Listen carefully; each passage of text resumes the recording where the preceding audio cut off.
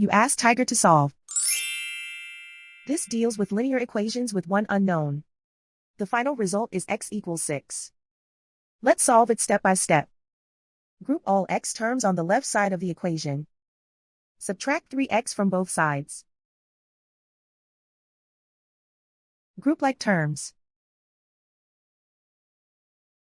Simplify the arithmetic. Group like terms.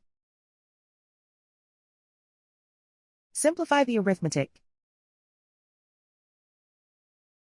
Group all constants on the right side of the equation. Subtract 4 from both sides. Simplify the arithmetic.